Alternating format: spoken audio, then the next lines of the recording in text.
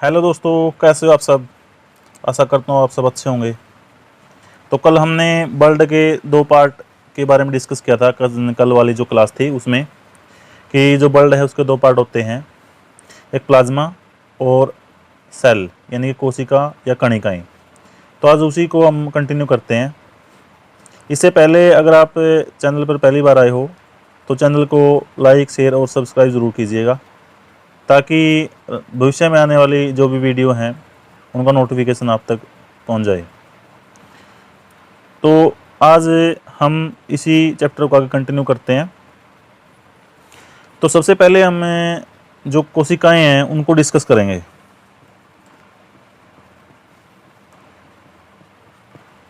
कोशिकाएं, कितनी कोशिकाएं होती हैं रक्त के अंदर?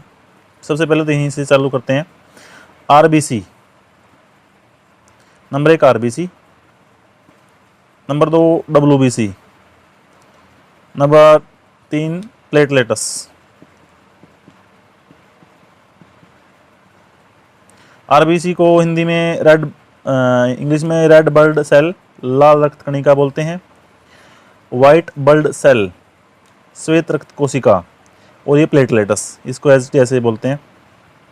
रेड ब्लड कोर्पसल्स इसको इंग्लिश में बोलते हैं, रेड ब्लड कोर्पसल्स। ठीक है, ये आप नोट कर लीजिएगा, रेड ब्लड कोर्पसल्स। ये वाइट ब्लड सेल, इसमें कोर्पसल्स में और सेल में बहुत डिफरेंस है। सेल में और कोर्पसल्स में डिफरेंस है, वो मैं आपको बताता हूँ, जस्ट 1 मिनट।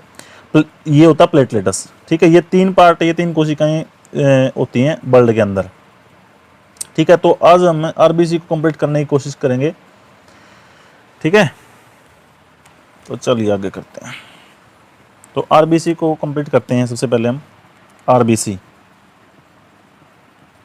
लाल रक्त कोशिका, सॉरी लाल रक्त कणिका, वैसे बोल देते हैं लेकिन होता कणिका ही है। अब आप पूछोगे सर ये इसमें कणिका और कोशिका में क्या डिफरेंस है कि हम इसको रेड ब्लड कोर्पसल्स बोलेंगे, सेल नहीं बोलेंगे? और सेल नहीं बोलेंगे तो क्यों नहीं बोलेंगे? तो सबसे पहले हम इस डिफरेंस को कवर कर लेते हैं। तो कणिका जो होती है, कणिका में क्या होता है और कोशिका में क्या होता है, क्या डिफरेंस है? कणिका के अंदर केंद्रक अनुपस्थित होता है। जो केंद्रक होता है कणिका के अंदर, जो केंद्रक होता है, केंद्रक जिसको न्यूक्लियस बोलते हैं, वो क्या होता है? अब्सेंट होता है, होता ही नहीं। ठीक है, तो इसीलिए इसको कणिका बोलते हैं। और कोशिका में क्या होता है? केंद्रक होता है। जो कोशिका होती है, कोशिका, उसमें क्या होता है? केंद्रक होता है। ठीक है, ये डिफरेंस है छोटा सा। ठीक है, तो अब हम यहीं से वो करते हैं, कंटिन्यू करते हैं क्लास को।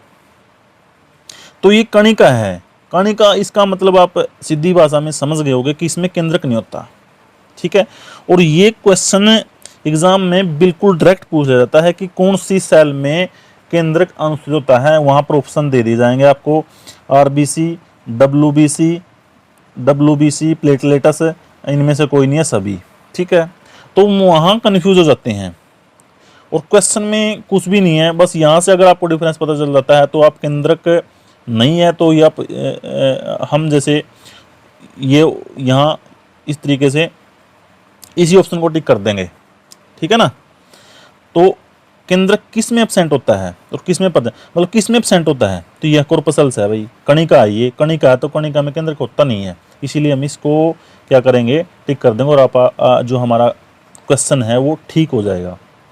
ठीक है, ये बिल्कुल डायरेक्ट एग्जाम में पूछ जाता है और वहाँ हम क्या करते हैं, 1 मिनट के लिए तो हम रट लेते हैं किताब से, लेकिन बाद में वो याद नहीं रहता और हम वहाँ पर कुछ भी कर देते हैं और जो भी ऑप्शन है उनमें से किसी को भी टिक करके आ जाते हैं, जिससे हमारा क्वेश्चन गलत हो जाता है या क्वेश्चन गलत होने की संभावनाएं बढ़ जाती हैं। ठीक है दोस्तों, तो ये होता है कणिका और कोशिका में डिफरेंस। तो आप यह समझो कि आरबीसी में केंद्रक नहीं होता। तो इसके साथ चलते चलते हम ये भी डिस्कस कर लेते हैं कि आरबीसी के अंदर और क्या नहीं होता।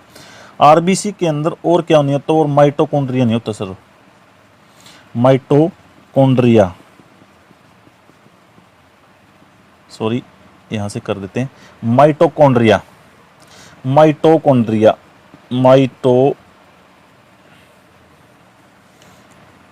माइटोकॉन्ड्रिया। तो माइटोकॉन्ड्रिया नहीं होता सर, ठीक है, माइटोकॉन्ड्रिया माइटोकॉन्ड्रिया नहीं होता और केंद्रक नहीं होता, ये दोनों आरबीसी के अंदर नहीं होते सर। ये क्वेश्चन डायरेक्ट एग्जाम में आ जाते हैं, तो ये याद रखने योग्य बातें हैं कि माइटोकॉन्ड्रिया और जो केंद्रक होता है वो आरबीसी के अंदर नहीं होता, अनुपस्थित होते हैं दोनों चीज़ें, ठीक है ना, ये हम याद करें। लेकिन इसके साथ ही एक क्वेश्चन यहाँ पे अटैच हो जाता है, एक क्वेश्चन यहाँ पे आ जाता है अपवाद के रूप में। अपवाद के रूप में क्या जाता है, अपवाद के रूप में क्या आ जाता है, अपवाद के रूप में आ जाता है सर कि किसकी आरबीसी में, किस पशु पक्षी इनके एनिमल, किसकी आरबीसी में, किस जानवर के आरबीसी में किस जो माइटोकॉन्ड्रिया है वो जो आरबीसी मतलब किस जानवर की, किस एनिमल की आरबीसी में केंद्रक उपस्थित होता है, केंद्रक उपस्थित होता है। हम पहले तो ये बोल चुके हैं कि हम जैसे भाई आरबीसी के अंदर केंद्रक और माइटोकॉन्ड्रिया नहीं होते, लेकिन अपवाद हैं कुछ भाई जिसकी आरबीसी के अंदर केंद्रक होता है, वो हम साथ में याद कर लेंगे। क्या याद कर लेंगे, कैमल और लामा, यानी कि ऊंट और लामा जो होते हैं, ऊंट और लामा यानी कि कैमल, ठीक है, तो कैमल और लामा इनकी आरबीसी में है ना, इनकी आरबीसी में केंद्रक होता है सर, केंद्रक होता है। ये अपवाद याद करने योग्य है, कई बार पूछा जाता है कि कौन सी, किस एनिमल की आरबीसी में केंद्रक होता है, किसकी में नहीं होता। तो यहाँ से हमें, अगर आपको ऊंट और लामा के बारे में पता है ना, तो ये तो हम जनरली जानते हैं कि आरबीसी में माइटोकॉन्ड्रिया और केंद्रक होता ही नहीं, लेकिन थोड़े से उसके लिए हम ये भी याद रखेंगे अपवाद के रूप में कि आरबीसी, किस जानवर की आरबीसी में केंद्रक उपस्थित होता है, यानी कि केंद्रक पाया जाता है। तो क्या है, ऊंट और लामा, ऊंट और लामा, ठीक है, ये हम याद करेंगे, ठीक।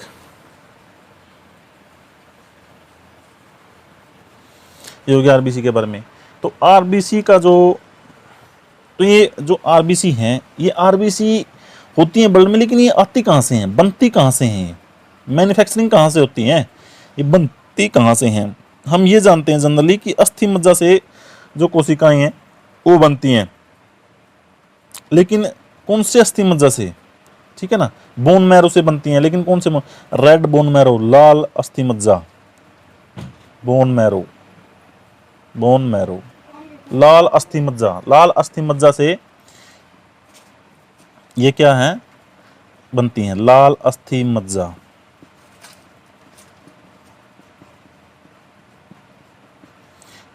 लाल अस्थि मज्जा से आरबीसी का निर्माण होता है, लाल अस्थि मज्जा से आरबीसी की उत्पत्ति होती है, आरबीसी का निर्माण होता है। तो लाल अस्थि मज्जा, तो ये लाल अस्थि मज्जा कौन सी हड्डियों में पाया जाता है, लाल अस्थि मज्जा है भाई, अस्थि मज्जा है, कौन सी हड्डियों में पाया जाता है, ये एक तो पाया जाता है जो रीढ़ की होती है, बैकबोन, बैकबोन जो रीढ़ की हड्डी होती है ना, उसमें लाल अस्थि मज्जा होता है, रीढ़ की हड्डी जिसको हम बोलते हैं रीढ़ की हड्डी, ठीक है, रीढ़ की हड्डी, ठीक। और फीमर, यानी कि फीमर ऐसे भी लिख सकते हैं, फीमर जो होती है जांग की हड्डी बोलते हैं जिसको, तो जांग की हड्डी में और बैकबोन में लाल अस्थि मज्जा होता है, और लाल अस्थि मज्जा से आरबीसीज का निर्माण होता है, लाल रक्त कणिका का निर्माण होता है। क्योंकि लाल रक्त कणिका है तो उससे अस्थि मज्जा तो रेड ही हो गया ना, यहाँ से रेड बोन मैरो, तो रेड बोन मैरो होता कहाँ है, रीढ़ की हड्डी में और फीमर में, ठीक है, जांग की हड्डी होती है, इसमें ज़्यादातर इस उत्पत्ति होती है, ठीक है। और जनरल सी बातें जान लेते हैं, ठीक है। तो आरबीसी में कौन सा श्वसन होता है, आरबीसी में जैसे दो प्रकार के श्वसन होते हैं, एक अवायवीय श्वसन होता है, एक अवायवीय श्वसन होता है, एक वायवीय श्वसन होता है, एक अवायवीय श्वसन होता है, ठीक है। तो आरबीसी के अंदर वायवीय श्वसन नहीं होता, यानी कि वायवीय श्वसन नहीं होता, क्यों नहीं होता आरबीसी के अंदर वायु शोषण? क्योंकि इसके अंदर माइटोकॉन्ड्रिया है वो अनुपस्थित होता है। माइटोकॉन्ड्रिया है वो अनुपस्थित होता है। माइटोकॉन्ड्रिया अनुपस्थित, यानी कि वायवीय श्वसन नहीं होता और अवायवीय श्वसन होता है। इसके अंदर क्या होता है? माइटोकॉन्ड्रिया जो होता है, माइटोकॉन्ड्रिया जो होता है वो अनुपस्थित होता है, वो अनुपस्थित होता है। माइटोकॉन्ड्रिया जो होता है वो अनुपस्थित होता है, इसके कारण इसमें वायवीय श्वसन नहीं होता। ये आरबीसी के बारे में हमें याद रखेंगे। और एक डायरेक्ट एग्जाम में यहाँ से क्वेश्चन आ जाता है कि जो आरबीसी है, आरबीसी का जो शेप है, आरबीसी का शेप यानी कि आकार है, आरबीसी का आकार कैसा है? तो आरबीसी का जो आकार है वो है द्वि अवतलीय, द्वि अवतलीय, द्वि अवतलीय, ठीक है ना, द्वि अवतलीय, बाई कनकेव होता है, ठीक है। ये यहाँ से आ जाता है डायरेक्ट एग्जाम में द्वि अवतलीय। ये कई एग्जाम में जैसे एनटीपीसी वगैरह में और एसएससी सीजीएल वगैरह में कई जगह ये कॉमन से क्वेश्चन है, इसका आकार कितना होता है। और ये जो पहले हमने डिस्कस किए हैं ये क्वेश्चन, ये कॉमन से क्वेश्चन हम याद होना चाहिए। और उसका जैसे आरबीसी का जीवनकाल, आरबीसी का जीवनकाल कितना होता है? आरबीसी का जीवनकाल, आरबीसी का जीवनकाल, आरबीसी का जीवनकाल कितना होता है? 120 दिन, 120 दिन, 120 दिन, ठीक है, एनसीईआरटी के अनुसार। ये हो गया, ठीक है ना। हम यहाँ से ये करेंगे। और तो जैसे इसके बारे में तो बनती तो ये बोन मैरो से हैं आरबीसी मान ले। तो यहाँ कब्रिस्तान है, ख़त्म कहाँ पे जाके होती हैं आरबीसी, जो फिनिश कहाँ पे जाके होती हैं इसको, यानी कि आरबीसी का कब्रिस्तान कहाँ पे है? आरबीसी का कब्रिस्तान, आरबीसी का निर्माण तो जैसे रेड बोन मैरो का से इसका निर्माण, आरबीसी का निर्माण रेड बोन मैरो से हो गया, लेकिन ये ख़त्म कहाँ पे जाके होती हैं? इनका इनका कब्रिस्तान क्या है? इसका कब्रिस्तान है प्लीहा, प्लीहा में जाके ख़त्म हो जाती हैं। प्लीहा, स्प्लीन बोलते हैं इसको, स्प्लीन, स्प्लीन या प्लीहा, ठीक है, इसका कब्रिस्तान है, ठीक है। जो स्प्लीन होता है ना, ये बाईं जो किडनी होती है, बाईं किडनी के पीछे होता है, बाईं किडनी के पीछे, बाईं किडनी के जो बाईं किडनी होती है ना उसके सीध में इनके पीछे होता है, ठीक है। बाईं किडनी के पीछे स्प्लीन होता है। स्प्लीन में आरबीसी का कब्रिस्तान है। आरबीसी का जीवनकाल 120 दिन है और ये हमें डिस्कस कर चुके हैं, ठीक है। और जो भ्रूणीय अवस्था होती है, भ्रूणीय अवस्था के दौरान जो आरबीसीज हैं वो लीवर से बनती हैं। भ्रूणीय अवस्था के दौरान आरबीसीज लीवर से बनती हैं। जैसे वैसे तो हम डिस्कस कर चुके हैं भाई आरबीसी का निर्माण लाल अस्थि मज्जा से होता है, लेकिन अगर बात आ जाती है भ्रूण की, भ्रूणीय अवस्था कौन सी होती है? भ्रूणीय अवस्था। तो भ्रूणीय अवस्था हम कौन सी अवस्था को मानते हैं? प्रेगनेंसी के दौरान जो 8 सप्ताह का जो होता है भ्रूण, 8 सप्ताह की जो प्रेगनेंसी है उसके दौरान जो भ्रूण है, जो फीटस है, उसको हम क्या कहते हैं? भ्रूण बोलते हैं। उसको क्या बोलते हैं? भ्रूण बोलते हैं। तो उस भ्रूण के दौरान जो बोन मैरो है वो तो विकसित होता नहीं है ना, तो इसीलिए जो लाल बोन मैरो से बनती हैं वे एक वयस्क के अंदर लाल बोन मैरो से लाल रक्त कणिकाएं बनती हैं। तो उस टाइम के दौरान जैसे कोई बोन, जैसे बैकबोन है या फीमर है, जैसे रीढ़ की हड्डी है या जंग की हड्डी, ये तो विकसित होती नहीं है। तो उस दौरान भ्रूण के दौरान जो लाल रक्त कणिकाएं हैं, जो लाल रक्त कणिकाएं हैं वो कहाँ से बनती हैं?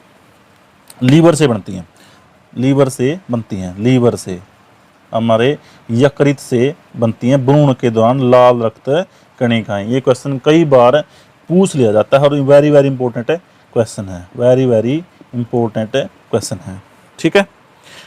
यहाँ ये हम डिस्कस कर चुके हैं, ठीक है।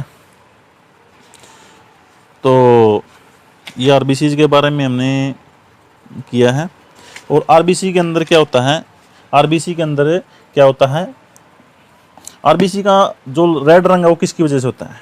ये बहुत कॉमन क्वेश्चन है, बहुत ही कॉमन जनरल सा क्वेश्चन, हम सभी जानते होंगे। Haemoglobin, haemoglobin, haemoglobin, haemoglobin. ठीक है, हीमोग्लोबिन के कारण आरबीसी का रंग लाल होता है, आरबीसी का रंग लाल होता है। ठीक है, तो हीमोग्लोबिन में क्या होता है, हीमोग्लोबिन में जैसे लोहा होता है, तो किस प्रकार का हीमोग्लोबिन में क्या होता है, आयरन होता है, आयरन हीमोग्लोबिन में। तो आयरन कितने प्रकार का आयरन होता है, ये तो हमें पता है कि हीमोग्लोबिन में आयरन होता है, लेकिन कितने प्रकार का आयरन होता है, ये होती है डीप स्टडी, ये होती है डीप स्टडी। तो कितने प्रकार का आयरन होता है, एक फेरस, एक फेरिक, एक तो होता है फेरस, ठीक है ना, एक तो होता है फेरस, फेरस, और एक होता है फेरिक।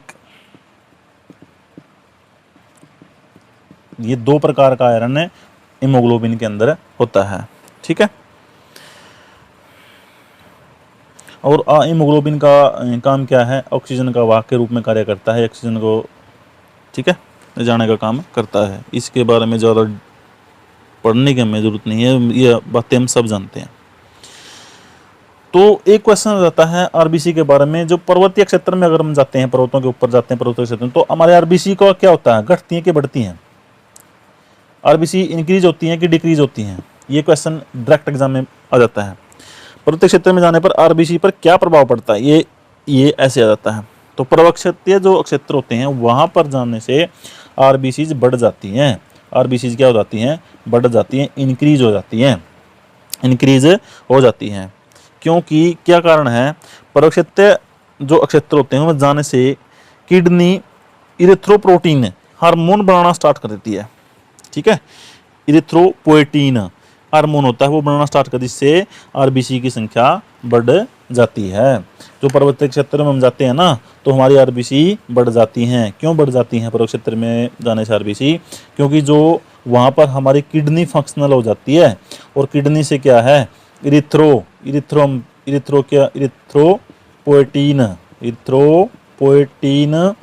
हार्मोन बनाना स्टार्ट कर देती है, हार्मोन बनाना स्टार्ट कर देती है हमारी किडनी, और इरिथ्रोपोइटीन हार्मोन बनने से जो हमारी आरबीसीज की संख्या है वो बढ़ जाती है, वो बढ़ जाती है।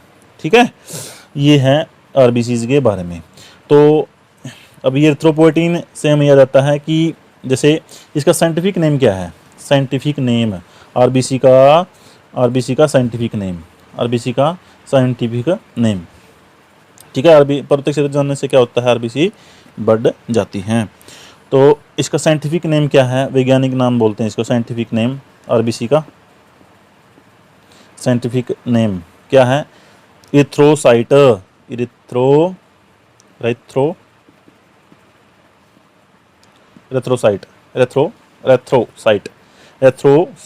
एथ्रो का मतलब रेड, इसका मीनिंग अगर एथ्रो का मीनिंग निकालते हैं ना, एथ्रो का, तो रेड होता है। साइट का मतलब होता है सेल, साइट का मतलब होता है सेल, तो इसका वैज्ञानिक नाम क्या हो गया, एथ्रोसाइट है, एथ्रोसाइट इसका क्या हो गया, वैज्ञानिक नेम हो गया एथ्रोसाइट। ठीक है, इसीलिए वहां से क्या बनता है, किडनी से क्या बनता है, पर्वतीय क्षेत्र में जाते हैं तो एथ्रोपोइटीन नामक हार्मोन है। एथ्रो क्यों, क्योंकि लाल यानी कि आरबीसी से जुड़ा हुआ है, आरबीसी से जुड़ा हुआ है। ठीक है, एथ्रो, यहाँ से हम इसको कवर करेंगे। ठीक है ना, और जो ब्लड की स्टडी है उसको क्या बोलते हैं। ठीक है, जो ब्लड की स्टडी होती है, चलो यहाँ अगर हम ये बात करें भाई, जो ब्लड की स्टडी है, ब्लड तो पढ़ने लग रहे हैं, तो ब्लड की हम स्टडी को क्या बोलेंगे, यहाँ से स्टडी से क्वेश्चन आ जाते हैं, एक दो क्वेश्चन देखने को मिल जाएगा एग्जाम में। स्टडी ऑफ ब्लड क्या बोलते हैं, study of blood, study of blood क्या है, हीमेटोलॉजी, हीमेटोलॉजी।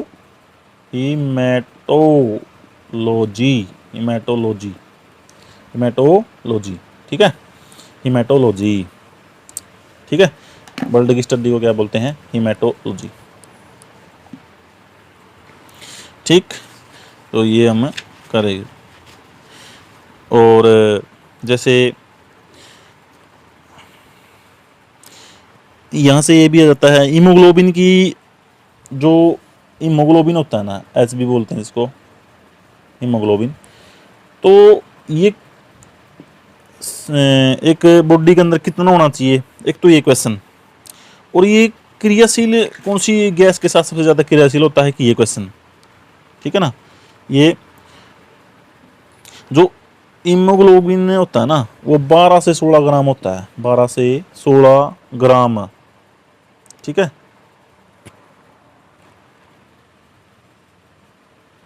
पर डेसीलीटर, ठीक है, पर यूनिट, पर डेसीलीटर पर या यूनिट, ठीक है। ये तो नॉर्मल सा क्वेश्चन है, ये हो गया।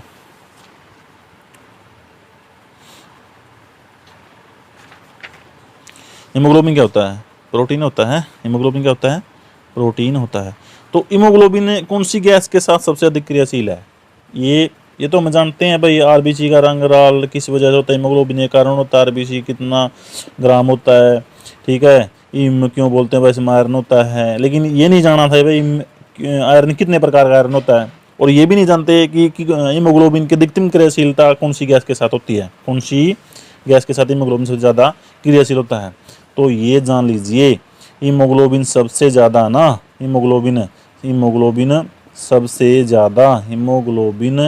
सबसे ज़्यादा कार्बन मोनोऑक्साइड के साथ क्रियाशील होता है सर, कार्बन मोनोऑक्साइड के साथ क्रियाशील होता है।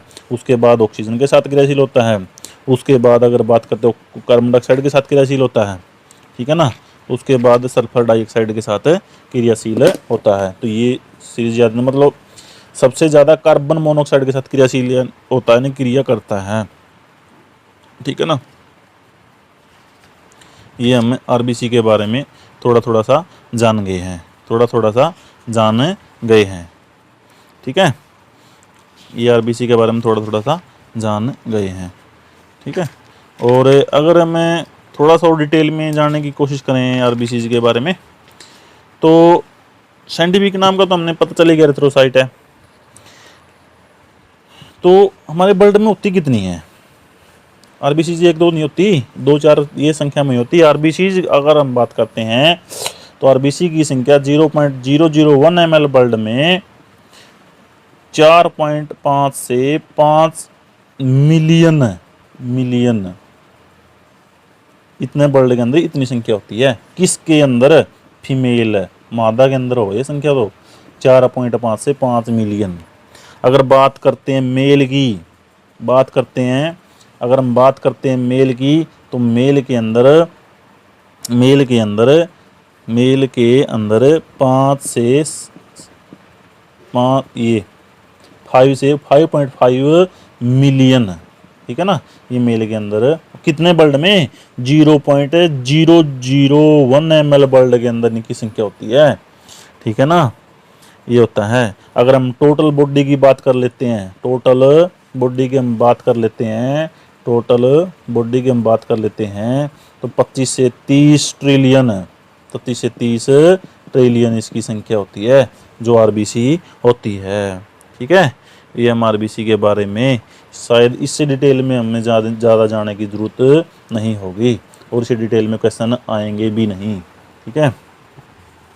और इससे डिटेल में ज़्यादा शायद कोई आपको ये करवाएगा, ठीक है। तो आज के लिए इतना ही, हम आरबीसी को कवर कर चुके हैं।